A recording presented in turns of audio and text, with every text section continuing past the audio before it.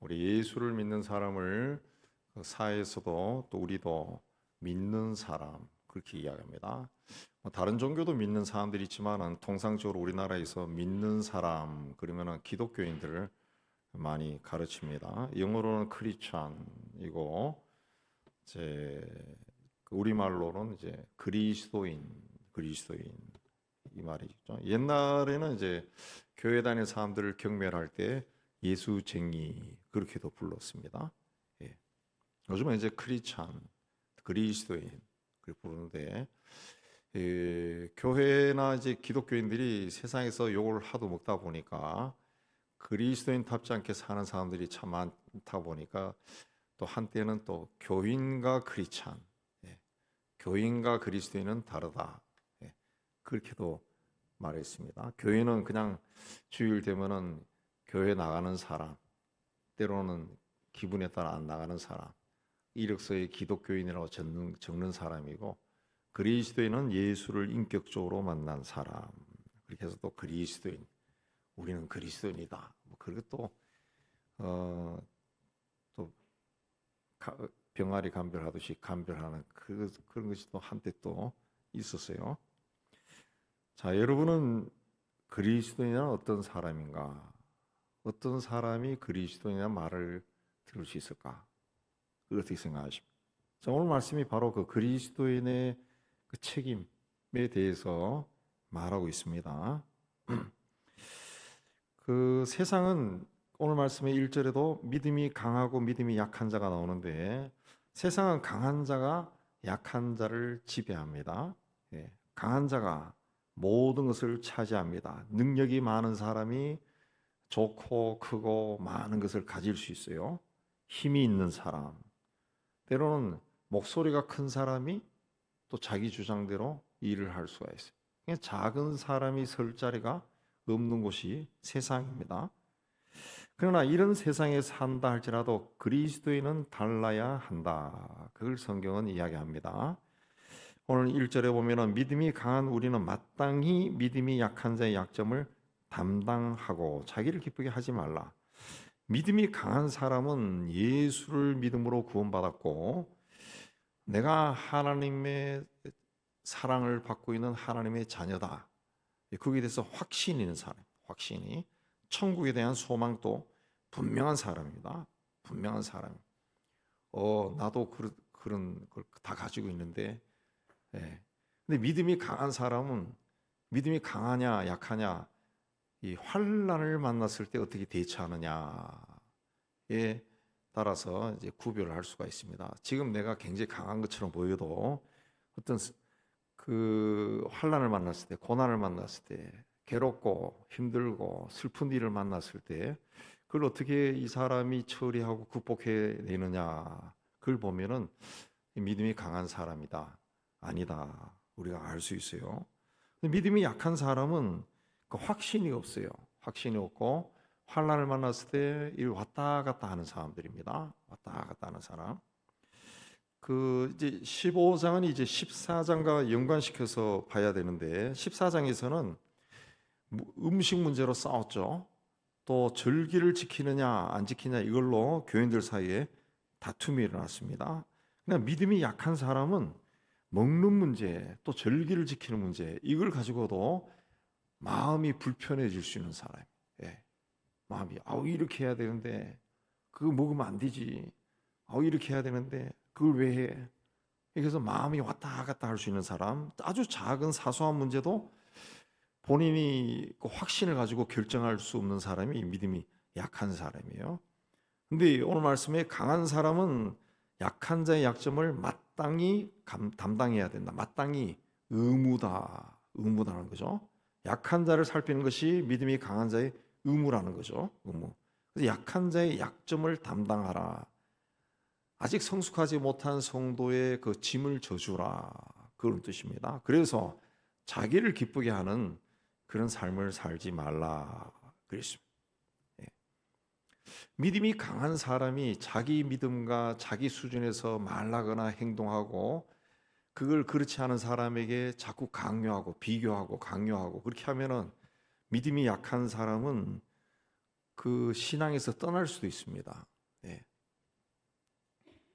사흘 금식도 거뜬하게 하는 사람이 사순절 때 혹은 고난 주간에 나름대로 한 끼 금식하는 사람을 보고 희죽하고 웃어버리면은 한 끼 금식하다 말고 안 할 수 있어요. 창피하기도 하고. 나는 한 끼 금식해도 굉장히 힘든데 그걸 또 좀 그렇게 좀 믿음이 약한 걸로 보는 사람도 있다. 예, 그런 사람도 있어요. 예. 그러면은 믿음이 성숙하지 않은 사람들은 이 성장하기가 힘든다는 거죠. 예. 그리고 믿음에서 떠날 수가 있어요. 오늘 말씀에는 그 14장하고 연결시켜서 보면은 믿음이 강한 성도는 율법이나 세상이나 또 육신에 매여 있는 연약한 성도들을 배려하라는 거죠. 배려하라. 나도 그런 적이 있었다는 거죠. 나도 배려하는 거죠. 그것이 이 절에 보면 이웃을 기쁘게 하고 선을 이루고 덕을 세우는 것이다. 그렇습니다. 주님은 만왕의 왕이고 모든 만물의 창조주고 주인입니다. 그럼에도 세상을 구원하기 위해 하나님의 아들이라는 자리를 버리고 철저하게 자신을 비우고 종의 모습으로 세상에 오셨어요. 그리고 죄인들을 위해 십자가에 못 박혀 죽었습니다. 우리는 주님으로부터 이런 은혜를 받았습니다. 우리가 받았어요.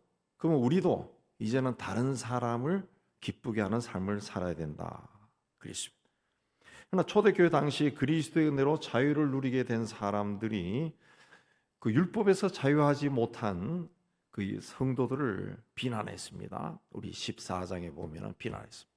또 율법에서 벗어나지 못한 사람은 율법에서 벗어나 자유롭게 사는 사람들을 또 비난했다고. 쟤들은 지 맘대로 신앙생활한다고 또 비난했다는 거죠. 비난했다. 예. 오늘날에도 그 우리 뭐 장로교나 우리 개신교에서도 그 보수 쪽 교단에서 우리도 보수지만 우리보다 더 보수 그쪽에서는 우리 교단의 신학을 자유주의 신학이라고 그렇게 비난합니다.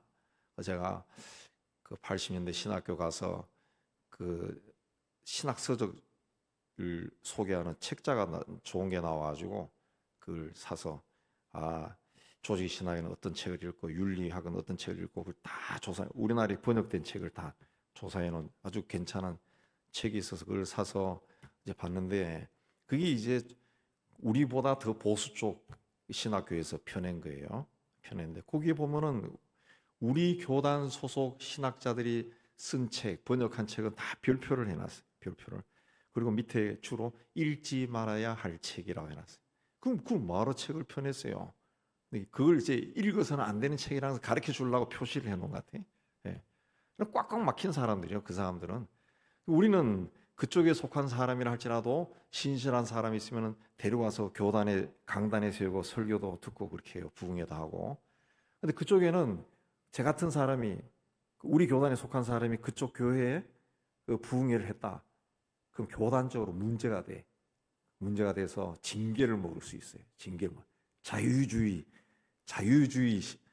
속한 사람 데려와서 교인들을 병들게 했다. 매사에 그렇게 판단을 합니다. 판단을. 우리가 신학교 다닐 때는 그런 걸 저쪽 애들은 나쁜 애들이다, 아주 꼴통들이다 이걸 안 가르쳐요. 근데 같이 학생 활동을 하고 그쪽 신학교 간 애들은 저를 만날 때마다 그 이야기 한다. 야, 너희들은 그렇다며 뭘 한다며. 저는 그걸 몰라요. 우리가 그런지 모르고 그쪽에서 뭘 가르치는도 몰라. 가르쳐 주지도 않아요. 우리 학교에서는. 근데 그쪽에 속한 사람들은 그걸 자꾸 이야기해. 저를 만나면은. 그래서 참 이상한 사람들이다. 그렇게 생각한 적이 있는데 그렇게 해서 자꾸 편을 가려요. 우리나라가. 그래서 편이 굉장히 패거리가 굉장히 강합니다. 우리나라가. 그러니까 그 수제 말로 이제 옛날에 그런 우스개도 있었는데 천국에 가니까 주님이 나를 맞이해 가지고 천국 구경시켜 주면서 쭉 갈 때 어쪽 동네 갈 때는 눈을 감아 고개를 이쪽으로 돌려라 간다는 거죠. 왜? 저기 있는 사람들이 고신 쪽 사람들인데 합동 측 사람인데 네가 왔다는 걸 알면은 쟤들이 데모한다고 난리 난다고 그런 우스갯소리도 있다. 네. 그렇게 표가 갈려져 있어요. 근데 근본적으로 보면 다 똑같은 이야기 하는데 그 별거 아닌 가지고 갈려졌다고? 예. 틀린 게 없어요. 다 똑같은 이야기예요. 예수는 그리스도다. 근데 우리 교단이 이제 세계 교회 그 WCC라고 하는 세계 교회에서 에큐메니칼 한다고 그 옛날에는 에큐메니칼이 이제 666이라고 그랬어요. 666. 어떻게 교회가 하나가 될 수 있냐 그래서 666이라고 그랬는데 오히려 요즘은 하나가 되지 않은 것 자체가 이상한 거죠. 예. 그 바울은 그래서 자기를 기쁘게 하지 말고 이웃을 기쁘게 하라는 거죠. 이웃을 기쁘게 하라. 자꾸 자기 중심으로 이야기하지 말고 이웃을 기쁘게 하라는 거죠.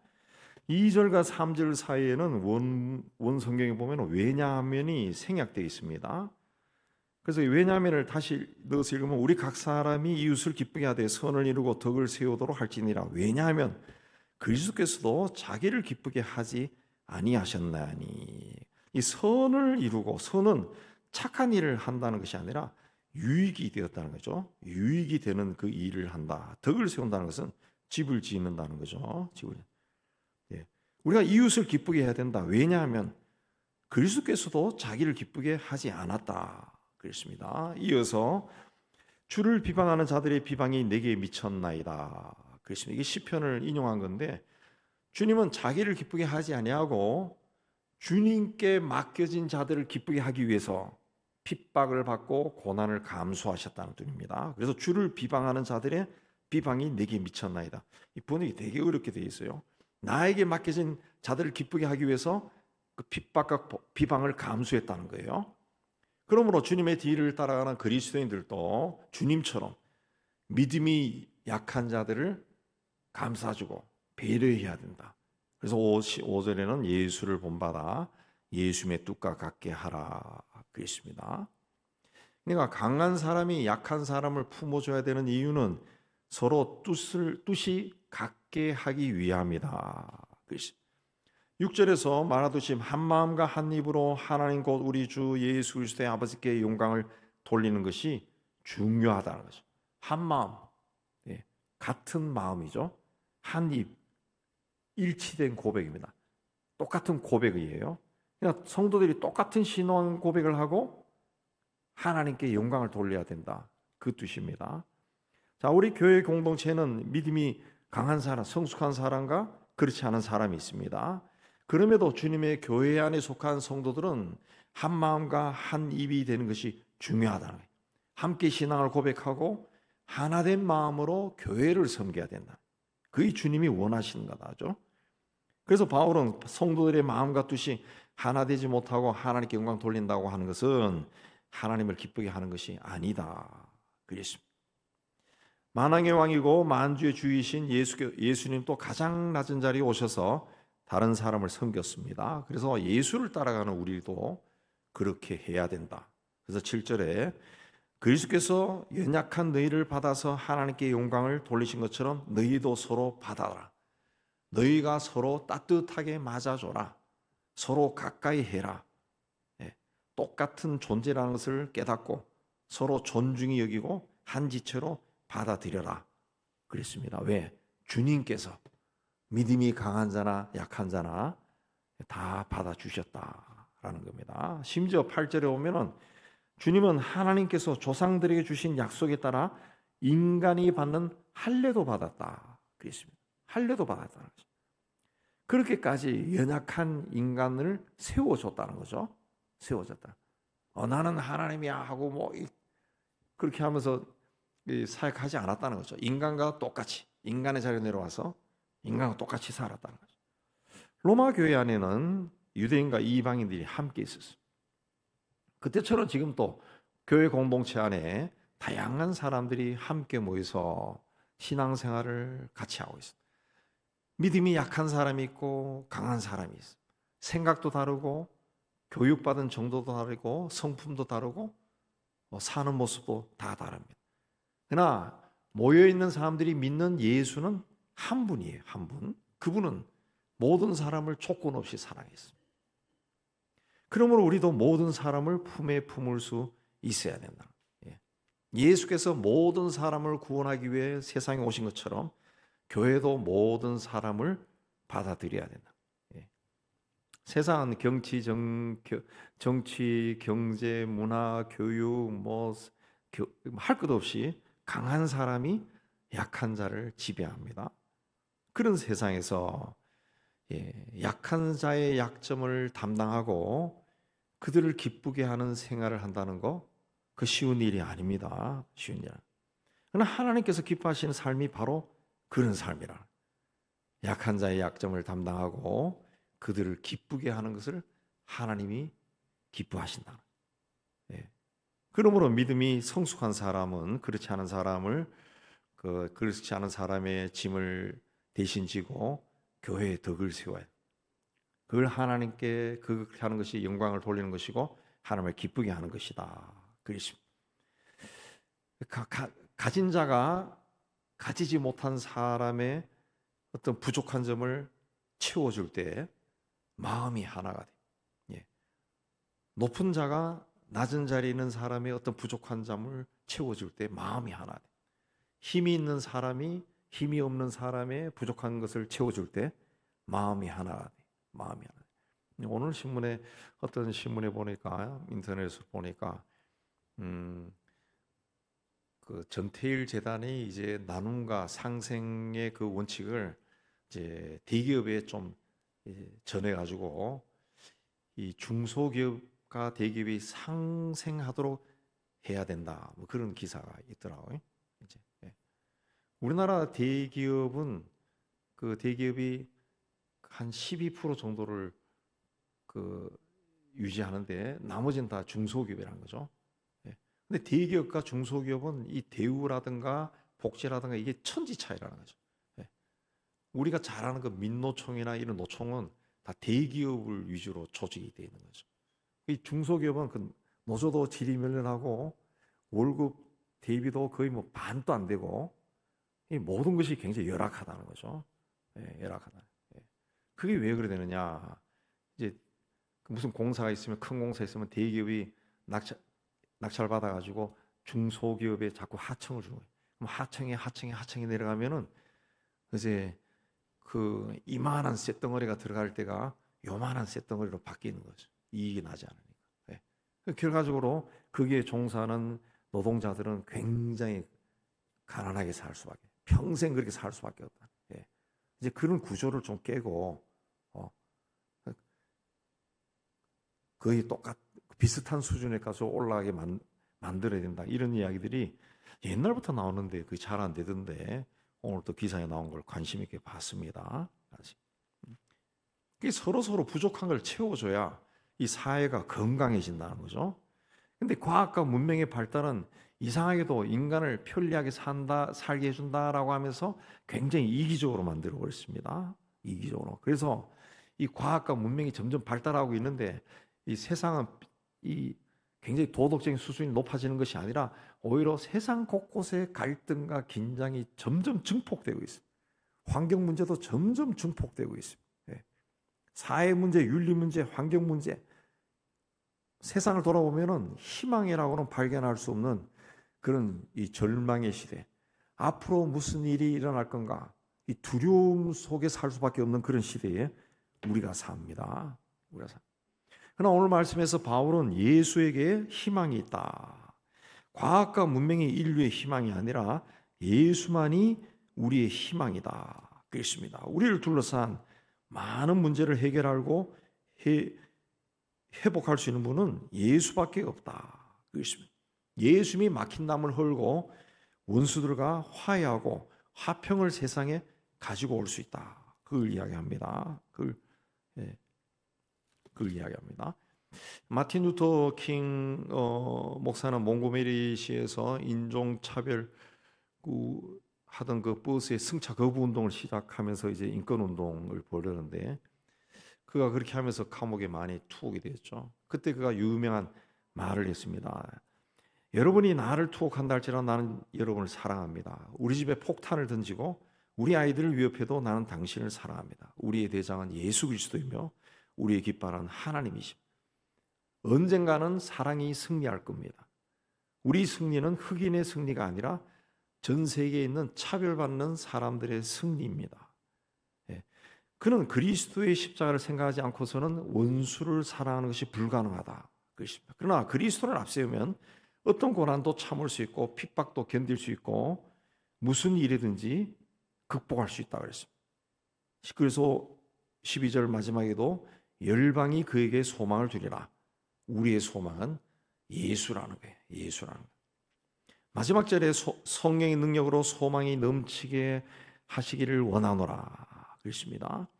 이 소망이 넘치도록 하기 위해서는 성령으로 충만해야 된다는 거죠. 성령으로 충만한다라고 하는 것은 하나님을 온전히 믿는 겁니다. 온전히 믿는 거예요. 예. 하나님을 온전히 믿는다라고 하는 것은 하나님이 살아계신다는 것을 확신하는 겁니다. 예. 그냥 하나님, 하늘에 계신 하나님이 아니라 하나님은 지금 여기에 살아서 내 곁에서 나와 함께 일하신다는 것을 믿는 거예요. 믿는 거. 예.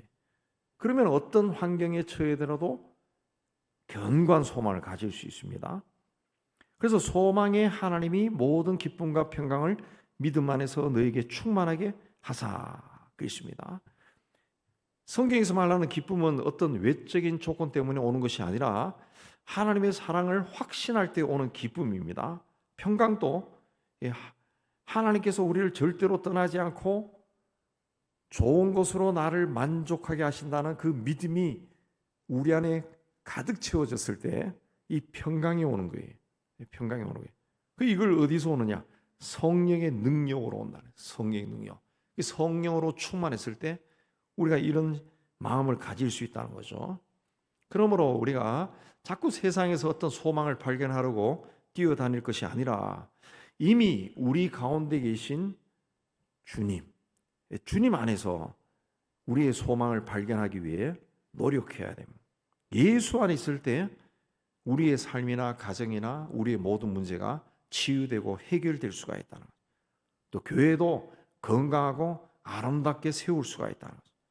세상 속에서 빛과 소금의 직분을 잘 감당할 수 있고 또 세상을 변화시키는 하나님의 도구로 쓰일 수가 있다는 거죠. 예. 그러니까 세상의 소망은 예수라는 거죠. 예수라는 거죠. 그래서 모든 열방아 주의 백성과 함께 즐거워하고 주를 찬양하고 모든 백성아 그를 찬송하라 그랬습니다. 열방이 그에게 소망을 두리라 그랬습니다. 소망의 하나님이 모든 기쁨과 평강을 믿음 안에서 너희에게 충만하게 하사 성령의 능력으로 소망이 넘치게 하시기를 원하노라. 이 말씀이 우리 가운데 이루어지기를 주의 이름으로 축복합니다.